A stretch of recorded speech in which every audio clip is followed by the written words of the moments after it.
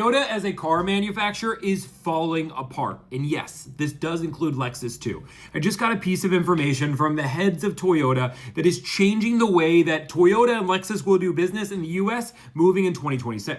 What am I talking about? It all started yesterday when Toyota made a huge announcement where they're releasing these cars, which they are calling the GR GT and the GR GT3. And these aren't cars that are meant to replace the Supra or the Camry. These are supercars, well over 600 horsepower. These things are meant to compete with the M cars of the world, the AMGs of the world. They are meant to be a supercar competitor. Now, if you've been following the car market, this is extremely confusing because Toyota announced that they're discontinuing or doing a final edition of the Supra, which is their most performance-based car. And they're releasing models like the GR RAV4 that are coming out next year that are their performance SUV. Toyota's all over the place with performance. And when it comes down to exotic supercars, they've really only made one ever, which is the LFA.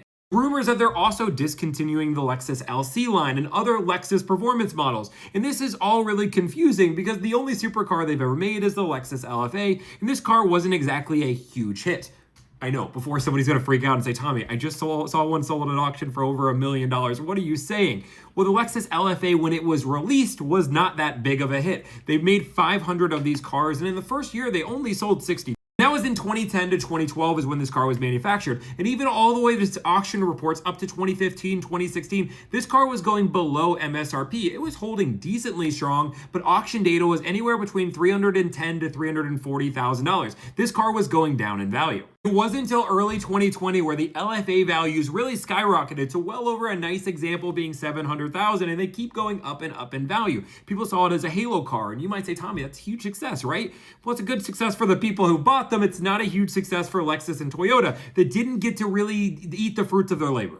Why it seems they are trying a new strategy by getting rid of Toyota as a whole when it comes down to their performance cars and opening up a brand new brand. This brand called GR, which makes so much more sense on what is happening with the Supra, which has been selling well. Now, this is not what I heard from Toyota, but this is what I believe is going to happen. This is my theory, is Toyota is now going to release their GR edition, which will be its own new brand. And they're going to release the GT and the GT3. It's going to be a limited production car. It's going to be ultra expensive. 95% of us cannot afford this vehicle. In comes the GR Supra, which will be revived. Instead of being a Toyota, will be a GR product. And that GR Supra will be modeled off the GT and the GT3. It will not be co-designed by BMW, but built in the same plant as the GT3 with the same DNA, but obviously a much more affordable price point. This will then become the gateway for people to get into their supercar program. You'll get the Supra enthusiasts and will revive the car and not have a reliance on BMW. That's just my theory. What do you think? Should Toyota stay Toyota or should GR become its own brand?